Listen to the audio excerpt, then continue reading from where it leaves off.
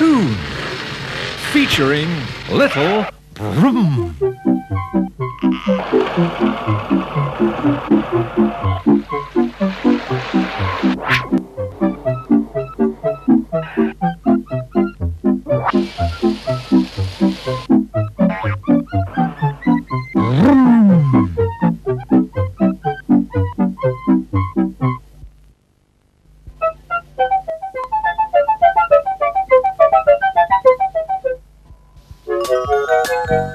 Little Brrm was on his way to have a good wash and a polish at the local car wash, in readiness for a big occasion.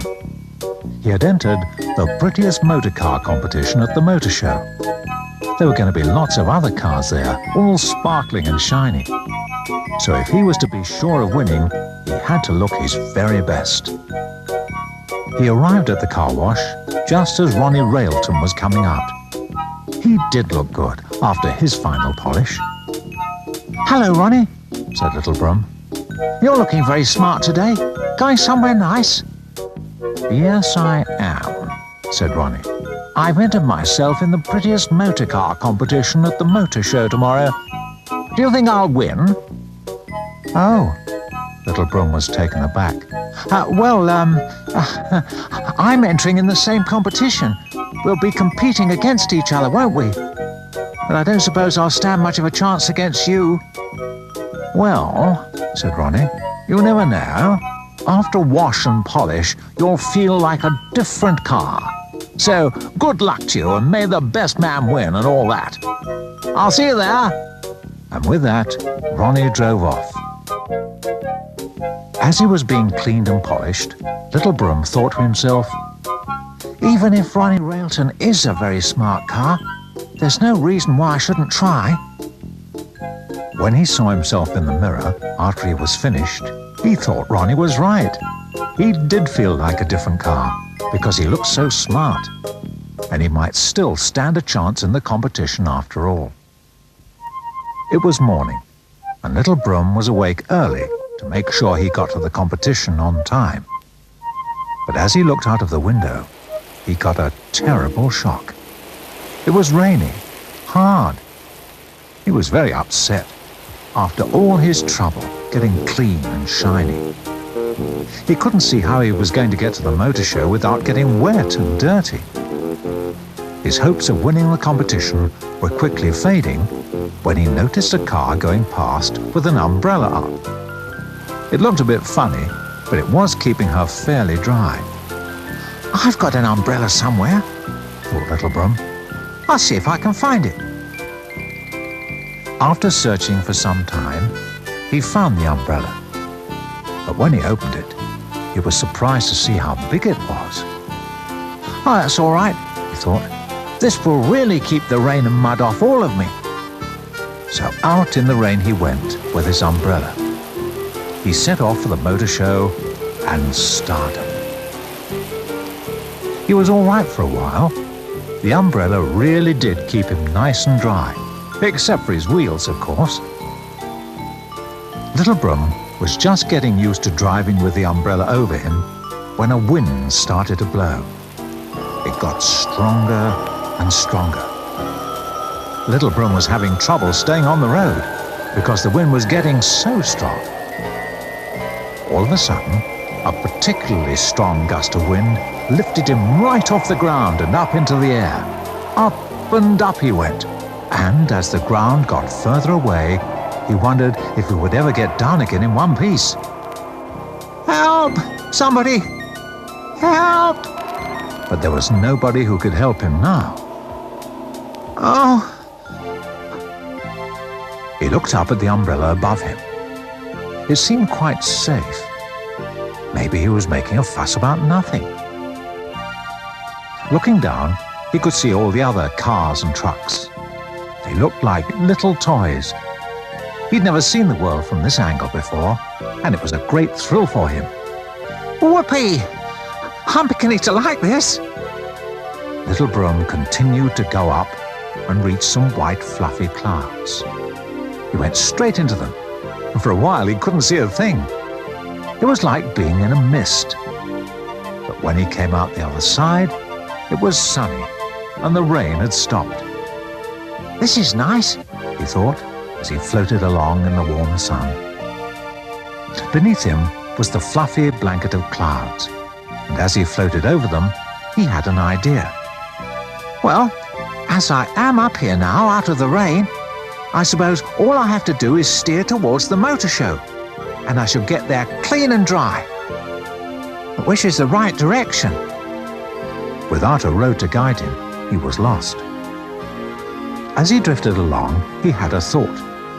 He knew that ships and things could find their way in vast oceans by following the sun. So he thought he'd try that. He looked around at the sun, revved up his engine, and steered towards it, hoping for the best. "Oh, this is better than driving on the road," he thought. "Maybe I shall go everywhere like this."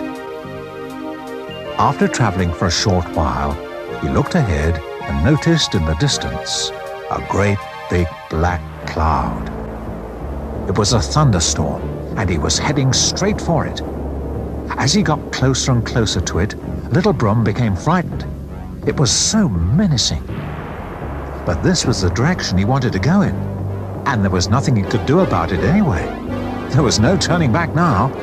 He would have to be brave and see what happened. The great cloud came closer and closer. Little Brrm closed his headlamps. Oh! All of a sudden, he was inside the cloud. There were thumps, crashes, bangs and flashes. Little Brrm was bumped, battered and thrown all over the place. He was in the middle of a violent thunderstorm, and he didn't like it very much, but he hung on. When at last he came out the other side of the cloud, he looked like a piece of rusty old junk. What a state! And to make matters worse, his umbrella was so damaged by the storm that it couldn't support him anymore, so he was losing height, fast. He fell to earth with a painful thump, which gave him a few more dents. As he recovered from the shock, he realized he had landed where the motor show was being held. Everybody was looking at him and sniggering. He was embarrassed. "Well, there's nothing here for me now," he thought. "I'd better start back for home and forget about all this competition stuff." The trumpets blew a fanfare, and the master of ceremonies started to call out the names of the winners of the competition. "Mahalo, ladies and gentlemen, the winners are number 1, Lovely Lola. The prettiest car in the show wins the star prize, a holiday in any car park of her choosing, and a lot of money. Winner number 2 for elegance, Ronnie Railton, who wins free washes for a year at his local car wash and not quite so much money. And finally, in the fancy dress section, Little Brrm, who wins a thorough service, a new umbrella, and a little bit of money." Little Brrm didn't realize at first what the announcement was all about. But when he did, he could hardly believe his luck. He had won after all. What a thrill! Whoopee! The judges had mistaken his battered and untidy state for a fancy dress costume. They were so impressed that they'd awarded him the prize for the most original tramp outfit they'd ever seen. Little Brrm was so happy that he ordered drinks all round. Then, with lovely Lola and Ronnie, he led the big parade to the cheers of the delighted crowd. It was a wonderful end to a most exciting day, and one that he would always remember.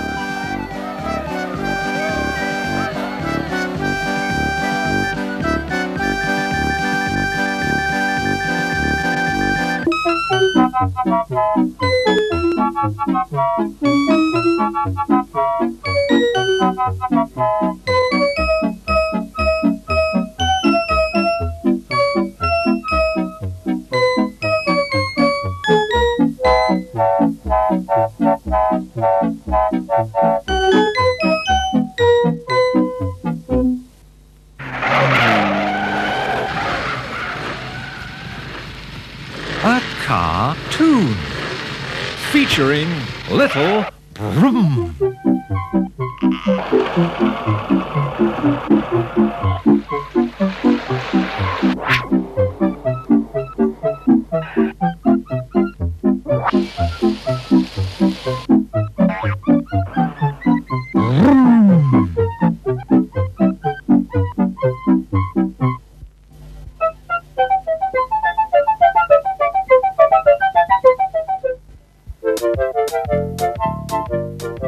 It was such a lovely day that little Brrm decided to go to the car park.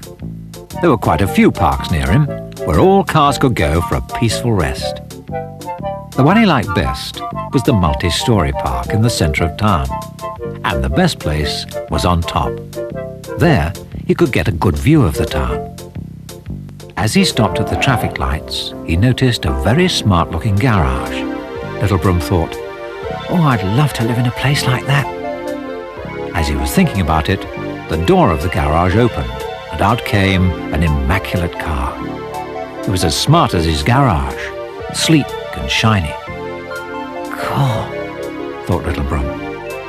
But he wasn't paying attention to the road. The traffic lights had changed to green, and he was holding up all the cars and trucks behind him. They were a bit put out with his lack of thought. He quickly drove off before they became really annoyed. As he continued on his way, he thought that one day he would have a garage like the one he just passed. Wouldn't it be lovely? I could invite all my friends around and really show off.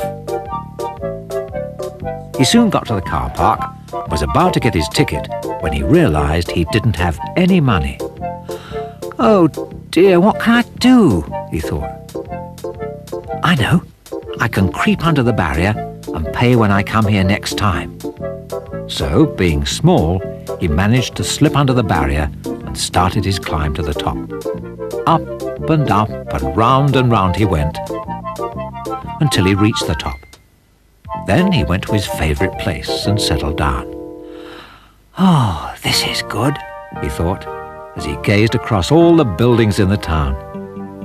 His rest was interrupted by the sound of a car coming up behind him. When he saw who it was, he got a surprise. It was the smart car he'd seen coming out of the smart garage. "Excuse me, sir," he said. "I am the owner of this park. May I see your ticket, please?" Little Brrm was completely taken by surprise. Well," he stuttered. "You see, I didn't have any money, so I thought no one would mind if I came in and paid tomorrow." He was very embarrassed. "Yes, I've heard those tales before," said the smart car. "Come on, out you go, and if I catch you again, I'll call the police." Little Brrm was humiliated by this. The car just didn't believe his story, even though it was true. Little Brrm went home feeling very misunderstood. Next morning, little Brrm thought he had better go down to the car park to pay and make up for yesterday. This time, he made sure he had enough money. When he got to the park, he bought a ticket and started up to the top. Up and round he went. When he got to the top, he looked for the smart car so that he could pay him for yesterday. But he was nowhere to be seen. So he just went to his favourite spot and looked at the view, as usual. But today, as he looked at the houses and things, he got a shock. He saw smoke coming from one of the buildings in the town. It looked as if it was on fire. "Help! Fire!" he shouted as he rushed out of the park to see if there was anything he could do. There's a fire in the town! There's a fire in the town!" Racing along, he passed a fire engine that had stopped. He thought it odd because this engine should have been trying to put the fire out. He went back to it and saw that it had broken down. "My engine won't go," said the fire engine. "Oh, that's terrible," thought little Brrm. "What can I do? What can I do?" He panicked for a while. Then he had an idea. "I know. I'll see if I can give it a push." He got behind the vehicle and started to push with all his might. But it was no use. The fire engine wouldn't budge. It was much too heavy. And little Brrm was not strong enough to move him. Then he had another idea. If I take all the equipment off the fire engine, I could try and fight the fire myself. So he took everything he thought might be needed. He then rushed off again in the direction of the fire, shouting as he went, "Fire! Fire! Out of the way!" He was so laden down with equipment that you could hardly see him beneath it all. He did all sorts of naughty things that he knew fire engines did, like going fast and going through traffic lights when they were red. But he was a fire engine now, and he had to get to the fire quickly if he was going to put it out. He finally arrived at the scene of the fire exhausted, but quickly as he could, he backed up to a hydrant so that the hose he was carrying could be attached. Then the water was turned on. Whoosh! The water came gushing out with tremendous force. The smoke billowed into the air as little Brrm held onto the hose with all his might. He kept the water spraying over the garage until the fire was out. Luckily, only a small part of the garage got burnt. And when little Brrm looked at it, he got a surprise. It was the smart garage, the home of the elegant car park owner. Little Brrm was tired out after using up all that energy and was resting when all of a sudden the smart car himself arrived, wanting to know who put the fire out for him. He got a big surprise when he saw that it was little Brrm. "Oh, thank you so much for saving my home," he said. "By the way, my name is Mr. Moretti. What's yours?" "Little Brrm. I'm glad I was able to help." "Oh, we were going to have a party this evening, so perhaps you would like to come around here tonight to celebrate with my wife and I, eh?" "Oh, yes, please," said little Brrm. He saw that Mr. Moretti hadn't recognized him as the car who got into his park without paying. On his way home, he thought he would visit the car wash so that he looked nice for the party. As he got there, who should be coming out but Ronnie Railton. "Oh, hello, Ronnie," said little Brrm. "I've just been invited to a party over at Mr. Moretti's place tonight." Mr. Moretti, eh? We are going up in the world, aren't we? You should be well looked after there. He always puts on a good show. Enjoy yourself." "Yes, I will," said little Brrm. That night, he had a wonderful time at the party. Mr. Moretti made a speech. "I would like to thank little Brrm for his courageous efforts in putting out this fire. He did a marvelous job, and we all appreciate it. Little Brrm will be receiving a reward quite soon, but I'm not going to tell him what it is. It will be a surprise. Good luck to you." Little Brrm was excited and curious. A reward? Fantastic! I wonder what it would be. He thought about it all the way home. Next morning, because it was still nice weather, he decided to go down to the park once again. When he got there, who should be waiting at the gate but the elegant Mr. Moretti, and he was there to present the reward to little Brrm. It was a free pass to all of the car parks. Little Brrm's face lit up. "Oh, thank you. I didn't really expect all this." "It is just a small gift to thank you for stopping my home from burning down, and I hope you enjoy it." Together, they both went up and round to the top of the park and over to little Brrm's favourite spot. As little Brrm looked out at his favourite scene, he thought that the free pass must be one of the best presents he had ever had.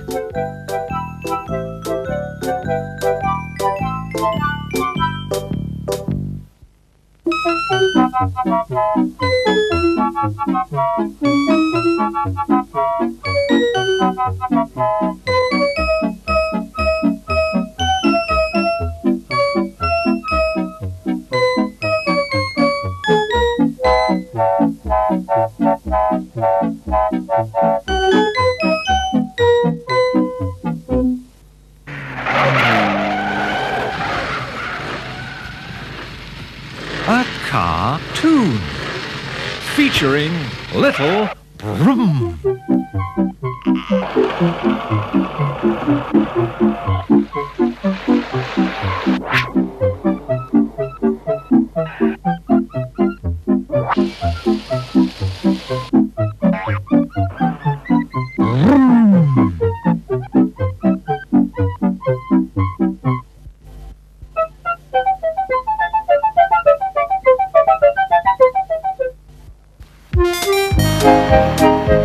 Little Brrm was in his garage, looking at all the cars and trucks going by.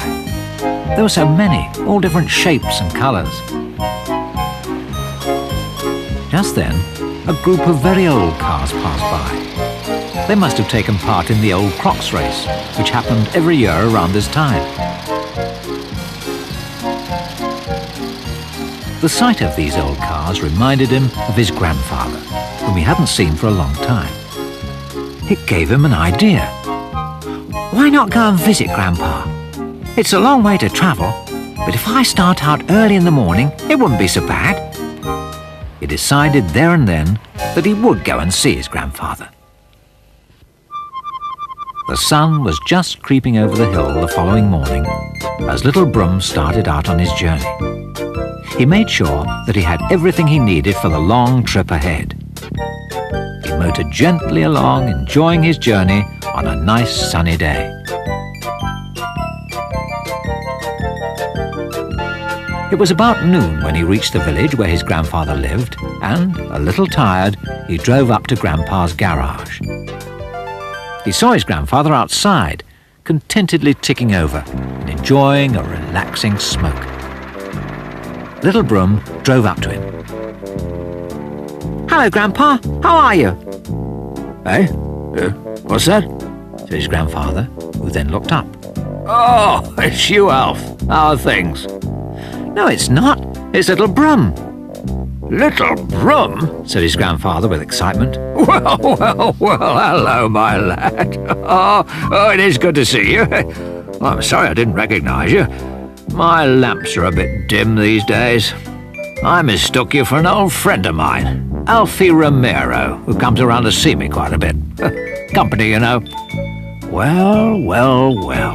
Little Brrm, what a lovely surprise." "How are you?" asked Little Brrm. "Oh, not so bad. Cough and a splutter too, and some of me joints ache now and then, but nothing to worry about. Oh, do come in. You must be tired out after your long journey." They both went into the garage for some cool water and a chat about the old days, something his grandfather knew a lot about. Little Brrm settled down with his grandfather by the stove and waited for him to start talking about his favourite subject. "Grandfather," said Little Brrm, "would you tell me about one of your wartime adventures? They're always so exciting." Little Brrm loved to hear his grandfather's stories about when he was in the army and all the things that happened to him, and his grandfather got a lot of pleasure out of telling them. "Ah, the army, you say? Well, now let me think. After thinking for a while, his grandfather started. "Oh, yes, there was the time when I was in the Great War over in France. I was taking some very important secret plans of the war to General Headquarters. I was a major and on very special duty. The plans I was carrying were vital to us winning the war. All of a sudden, I was attacked by dive bombers. Vroom! Boom, boom, boom, boom, boom, boom." Little Brrm was totally captivated by his grandfather's descriptions and was almost reliving the scene with him. His grandfather continued. "Oh, it was terrible. Explosions and bullets, noise and commotion. Oh, there was so much going on that I found it difficult to know where I was going. Anyway, I just kept on driving. I wasn't going to let a little thing like that stop me."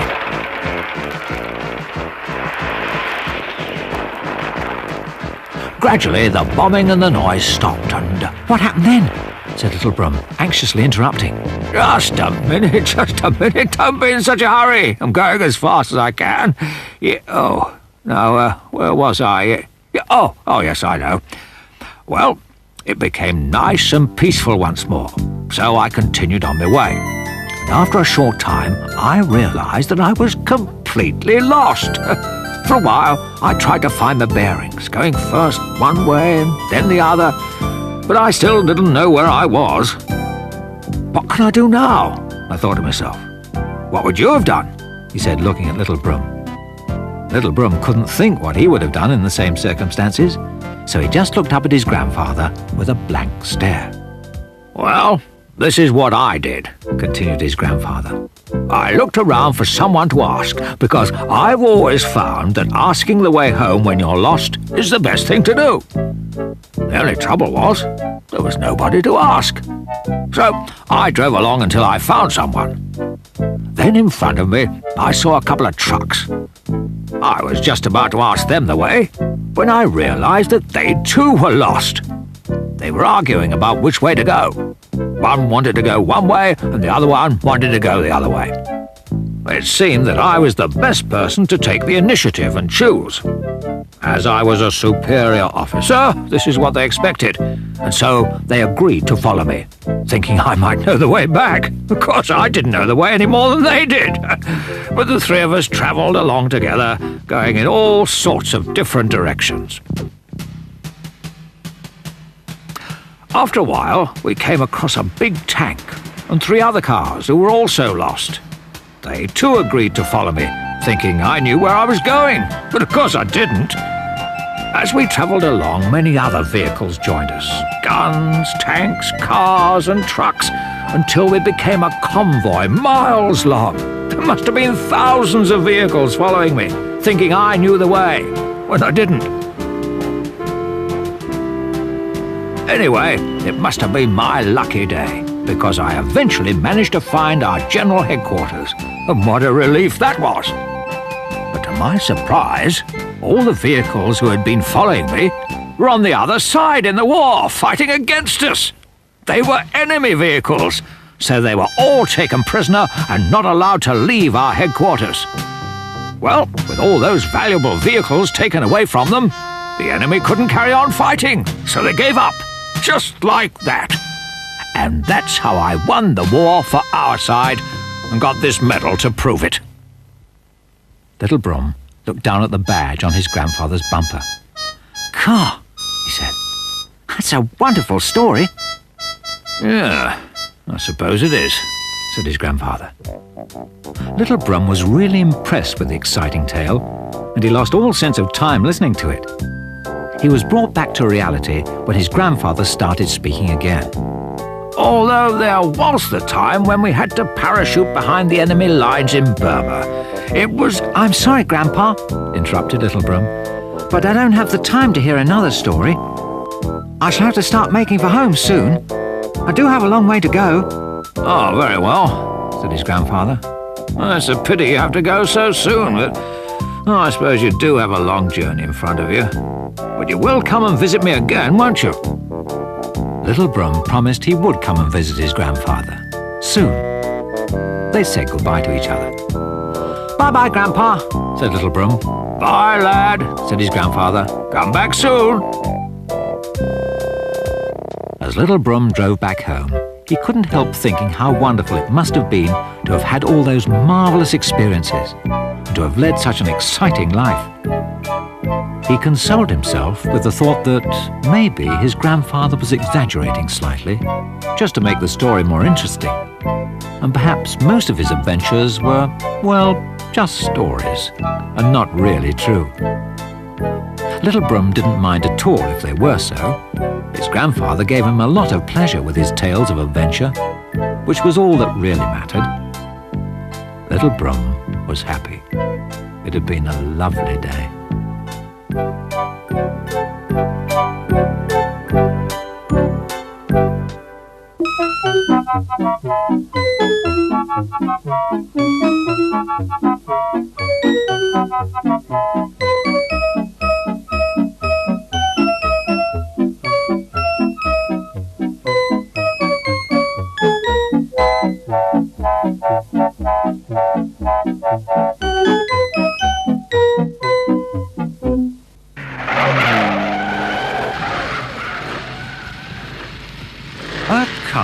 Car-Toon, featuring Little Brrm.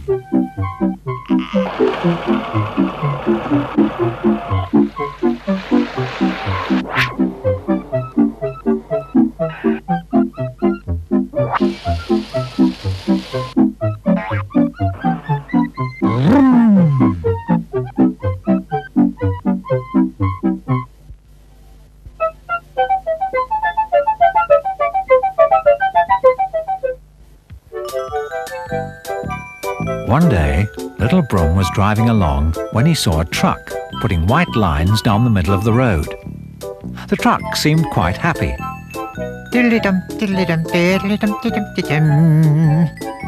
Little Brrm thought that it must be nice to be happy at your work, and that was the sort of job he could be happy doing. So he went over to the truck to ask. Excuse me, but I'd like to have a go at your job. Do you think they would let me? Yes, I think so. Why don't you go down to the road maintenance department and see the foreman? He'll fix you up. So he went along and asked the one in charge. To his surprise, the foreman car, Mr. Dash, said he would try him out. He gave Little Brrm a contraption that he had to pull along behind him and sent him to a stretch of road to do his first test. His first few lines were a bit uneven, but as he continued, he got better and better until he was doing the job perfectly, with the white line straight down the middle of the road. But the road was dead straight for miles, and after an hour or so, Little Brrm began to get bored. Suddenly, he saw something in the road up ahead. When he got closer, he could see it flashing, and when he got closer still, he realized that it was an enormous vehicle. Little Brrm was naturally rather frightened. As he stopped in front of the massive machine, he got an even greater shock. It started to speak. I am a flying saucer, and I come from another world. My name is Sid. What's yours? My name is Little Brrm. I have come all the way from the planet Shtuk to ask somebody on planet Earth if they would like to have a tour of Shtuk as a friendly gesture. Would you like to come and visit my world? Will it take long? Because I've got this job to finish. Then I've got to get back for tea. Oh, no. It's not far. Only a couple of million light years. You'll be back in plenty of time for tea. Little Brrm was doubtful. But how could he refuse a big spaceship like that? Anyway, it sounded terrifically exciting. All right, he said. I'll come on one condition, that you let me sit up front with the driver. As he spoke, there was a whirring sound, and a big door came down and provided a gangway into the brilliantly lit interior. Come aboard, Little Brrm, Sid's voice echoed. Little Brrm drove through the doorway and into the flying saucer. The door closed behind him. I hope I've done the right thing, he thought. He looked round at the strange interior. He was in the main control room and was given a special place where he could see everything. All of a sudden, there was a tremendous noise, and the whole ship started to shake. Little Brrm was now really frightened. Don't worry, said Sid. We are just taking off. The saucer started to rise. Little Brrm looked out of the window and saw the Earth getting smaller and smaller until he could see it no more. They were up among the stars. They passed by planets and moons and suns. It was a thrilling experience for Little Brrm.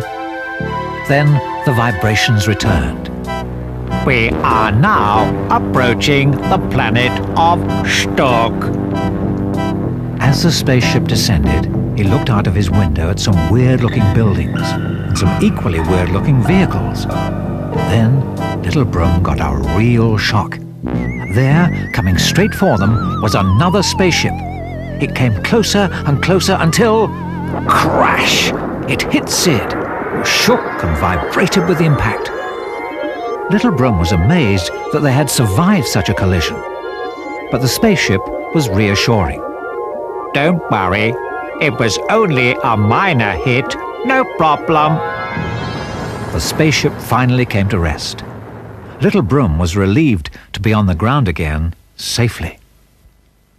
The whirring noise started again, and the great doors opened.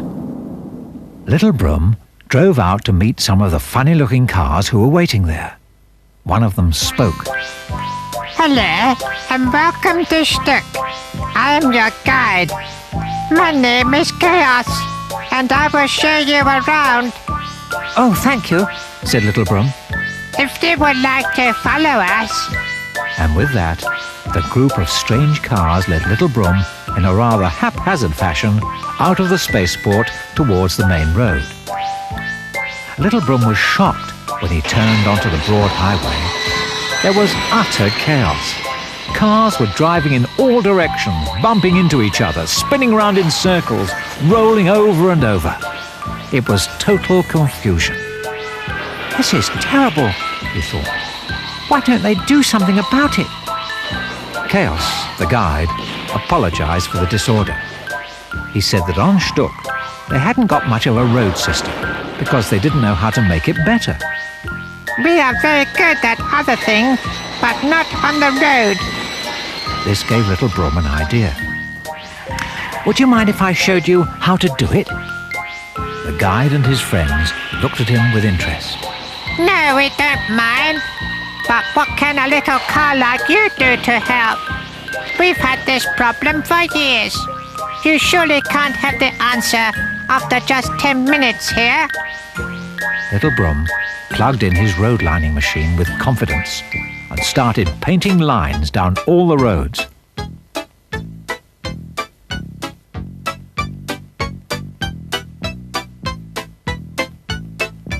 At first, the space cars didn't understand why he was doing it. Then, after some elementary guidance from Little Brrm, they began to understand. They all formed orderly lines of traffic on either side of Little Brrm's white lines, and for the first time ever enjoyed driving down their wide roads without trouble. No more scrapes and dents. They treated Little Brrm like a hero. His idea had made their planet a happier and safer place. They gave a special party in his honor, and he really enjoyed himself with the Stucks. The time went quickly by, and very soon Little Brrm had to leave for home. Everybody came along to see him off. As he drove towards Sid, something seemed to go wrong with his steering. He was going round in circles and all over the place. He couldn't control where he was going. Then, all of a sudden, he realized that he was back on Earth again. In fact, he had been dreaming. And when he looked round, there were white lines everywhere. They were going in all directions. He must have painted all these lines while he was asleep. What can I do? He thought. The boss is going to be very angry with me for making all this mess. He went back to explain what had happened. To Little Brrm's surprise, the boss wasn't at all angry. This often happens when someone's painted a line down a long straight road. You just doze off. We get it all the time. Anyway, it was only your first day, wasn't it? If you'd like to come back tomorrow, you can have another go. That is, if you want to. Little Brrm nodded, but he didn't really want to do that job anymore. He thought he'd study hard and try to be an astronaut. Then he might be able to visit all those planets up in the sky, the ones he'd seen in his dream. That's my ambition now, he thought, as he drove back home that evening.